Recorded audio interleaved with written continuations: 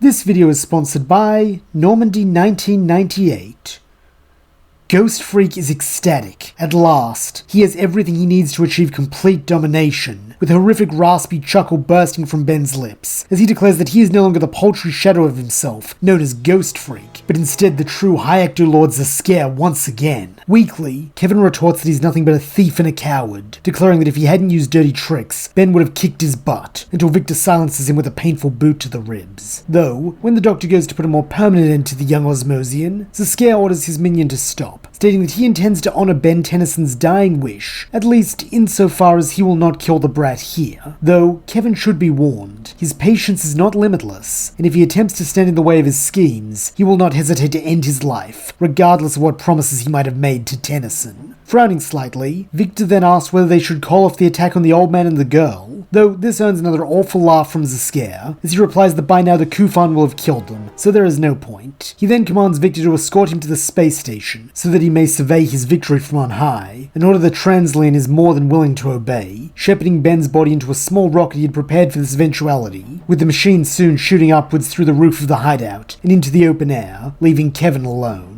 Knowing he has no time to lick his wounds, the boy slowly wills himself to stand, forcing down the anguish he feels at the loss of Ben, and the terrible possibilities Zascare was telling the truth about Gwen and Grandpa Max also being dead. None of that matters right now, since there's still a bad guy to beat, and he knows that if the others were here, they'd tell him to keep going, and not stop until the day is saved. The only question is, how is he meant to chase after Victor and Zascare now that they're headed for the space station? Casting his eyes around the hideout in the hope that he might find a spare shuttle, he instead sees the machine Victor used to open the portal for the Yenaldushi. With this giving him an idea, he just took a massive dose of that purple lightning when the big brute was torturing him, so if he subconsciously absorbed some of it, he might be able to pump it back out and get into space before the bad guys. Though that's a pretty big if, and even if he did, he doesn't know how to operate Victor's machine, meaning he'll be going in blind, and with only one chance, since he highly doubts he has enough residual charge for 2 attempts. Nonetheless, if he doesn't at least try, Zascare will take over the world, so like it or not, this is his best shot. Making his way over to the pair of Tesla coils, Kevin focuses on pushing out any of the purple lightning he may or may not have within him, finding it disturbingly easy, despite all the effort he'd put into getting off that path. However, this is quickly forgotten when the purple power pulses from his hands into the coils, causing a swirling vortex to open up in front of him, and guessing the destination is determined by his thoughts, he focuses on the idea of the space station. As he had hoped, when the portal properly opens up a moment later, it is to show the interior of what he can only assume is the station, though this relief is nothing compared to the relief he feels when he sees 2 very familiar faces on the other side, Gwen and Grandpa Max, alive and well. Needing to know that he isn't seeing things, Kevin urgently cries out to them, with the pair looking over in surprise. Unfortunately, this momentary lapse in concentration comes at a cost for both sides, as Kevin's loss of focus results in the portal beginning to close, while up on the space station, the Tennysons are attacked by the mummy, who Kevin had not realized up until now they were battling. Wanting to help, the boy then leaps through the wormhole, feeling an odd swelling sensation before he finds himself in a weightless environment. Meanwhile, Gwen capitalizes on the closing portal to cast her turbo spell, creating a gust of wind that blows the mummy back the way Kevin just came, trapping it in Victor's hideout just before the doorway closes. Smiling, Max praises the kids for that team effort, though his tone quickly grows serious as he asks Kevin where Ben is. At this question, all the guilt Kevin had been trying to hold back bubbles up as he recounts what happened since they split up, including the revival and imminent arrival of Zascare, and more importantly, Ben's sacrifice to save him.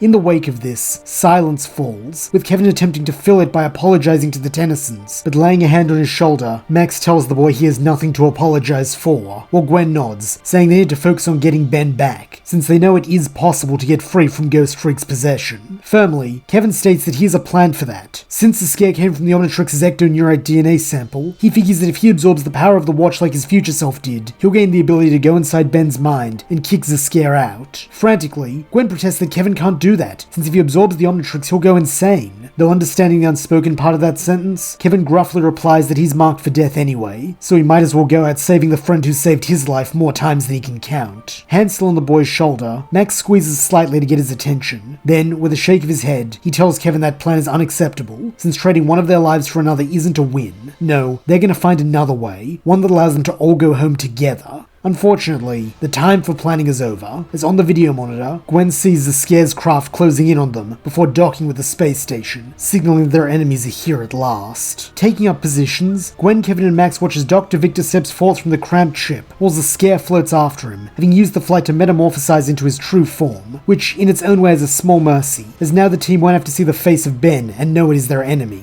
Catching sight of the heroes, the High Actor Lord rasps that he did not expect to see them here, though it is no matter, as now instead of sharing the Earth's fate, they can watch it from up here and languish in despair for his amusement. Voice quaking with fury and heartbreak, Max tells the Scare that he's giving him one chance to return Ben's body, otherwise he'll make him regret hurting his grandson. While behind him, the kids share a look, questioning if they've ever seen Max this angry before. Evidently unfazed by this threat, the Scare orders Victor to deal with the meddlesome plumber, another foul chuckle on his lips as he watches the hulking Translien crack his knuckles and bear down on Max, being the only one who can walk due to his magnetized feet. Wisely, Max uses this opportunity to split the villains up, kicking off a wall and floating towards the other side of the space station, though as he does, he gives the kids reassuring looks, telling them without words that he has complete faith in them to handle the Scare on their own. The kids then square off with the sinister spectre possessing Ben, and while Kevin intends to go through with his initial plan, even if he knows his adoptive grandpa will be disappointed, Gwen stops him, saying she has a plan, though it's a pretty big gamble, so she needs him to trust her and follow her lead. Nodding, Kevin replies that he does, completely, a faint blush forming on his cheeks, before he urges her to tell him the plan. Keeping her voice low so as the Scare can't hear, Gwen explains that right now she needs luck more than any other time in her life, so she's hoping the Keystone of Vizel coupled with Charmcaster's book will give her the spell she needs to save Ben. Though, to do that, she needs Kevin to keep that freak distracted long enough for her to look. Grimacing, Kevin bluntly replies that she's right. That is a big gamble, but he already said he trusts her, and they don't have a better plan, so he'll buy her time. On these less than stellar words, he then launches himself at the Scare, swinging a punch at the Spectre, and demanding he give his buddy back.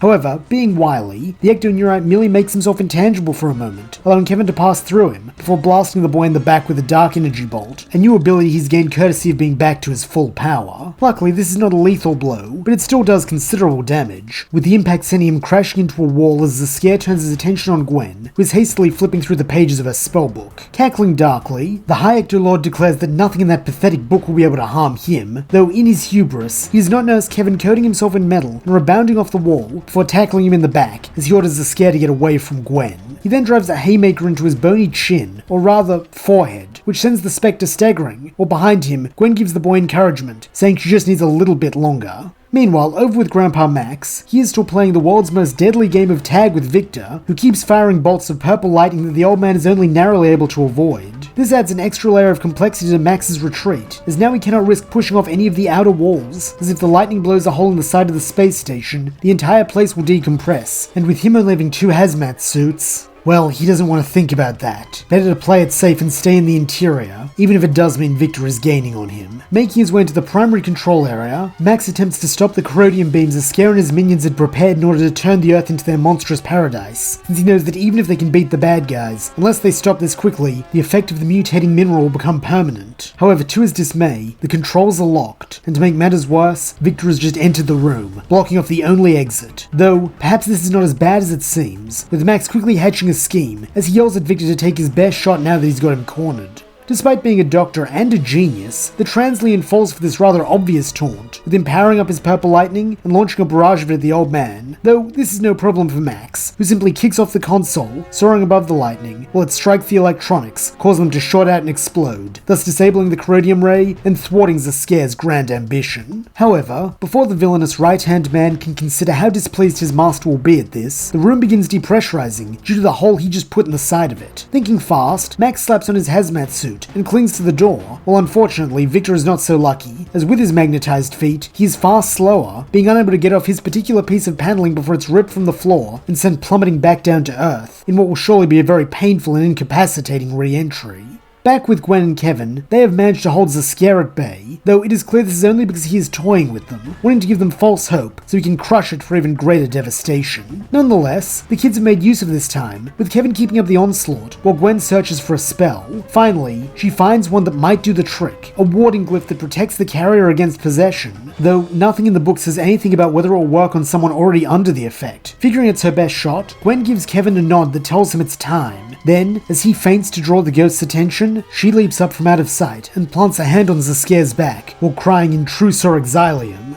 At once, an ear-rending scream fills the cavern as a glowing pink glyph appears not on Zascare's back, but Ben's, while the sinister spectre is shunted out of the boy's body. Eagerly, Gwen and Kevin cry out to Ben, expressing their relief that he's back, while asking if he's okay. Though, with a serious expression, the brown-haired youth answers that he's more than okay. He's all fired up to get some major payback on Ghostfreak. He then slams his palm down on the Omnitrix, with it turning him into Diamond Head, and allowing him to throw a punch at his erstwhile transformation. Though Zascare avoids this by phasing through the floor, this attack is not for naught, as both Gwen and Kevin notice something about the way the artificial light of the station reflects off Diamond Head's skin, with this giving them both an idea. Locking eyes, the duo then take up their positions, with Kevin swapping his metal coating for a glass one, courtesy of the large video monitor, before leaping onto Ben's back, while Gwen fires a light spell at him. At once, Kevin becomes a shimmering prism, though this alone is not enough, with it taking Ben to complete the move, as he quickly catches on to what they're doing, and raises one of his arms to create the refracting lens they need, thus turning it from a light spell into a highly concentrated light laser, which he's able to aim right at Zascare the second he pops back into view. Letting out another scream, the High Actor Lord attempts to flee, though in the face of such intense light, he is paralyzed with pain far worse than when he was struck by Max's sun gun. Then, like an ant caught under a magnifying glass, he bursts into flames, thus signaling the end of his reign of terror, both over Team Tennyson and the galaxy. Now that the danger is finally past, the trio are at last able to speak properly, with both Gwen and Kevin expressing their delight at having Ben back, though Kevin does warn that if he ever does anything so boneheaded and noble again, he'll kick his butt so bad that it'll make what they just did to Zascare look like a day at the beach. In a cocky tone, Ben goes to refute the threat with some macho taunt, though before the words are half out of his mouth, he stops himself. Then, with a genuine smile, he thanks both his best friend and his cousin for saving him. Smiling as well, the pair tell him not to sweat it, though it seems there is something they should be sweating, that being the slow depressurization and collapse of the space station, thanks to Victor and Grandpa Max's fight. Thankfully, at that moment, the old man makes himself known, steering the shuttle he and Gwen rode to get here into the nearest airlock and urging the kids to hop in. Having no objections, the trio do so, with Max expressing deep relief that they're all okay. He then pulls his grandson into an extra tight hug, sighing that he thought he'd lost Ben there for a while, and though Ben does protest, saying that he's fine really, everyone sees that he makes no attempt to break the hug. Finally, when Max is suitably satisfied that the kids are all safe and accounted for, he ignites the thrusters and begins guiding the shuttle back to Earth. As they go, Gwen asks if NASA is going to be mad that they destroyed their fancy space station, though with a chuckle, Max replies that this isn't the first one he's blown up, though that's a story for another day. And that's where we'll leave things for now. Thank you so much for listening. I hope you enjoyed it. And if you did, please don't forget to like, subscribe, and leave your thoughts, suggestions, or screams of rage in the comments below.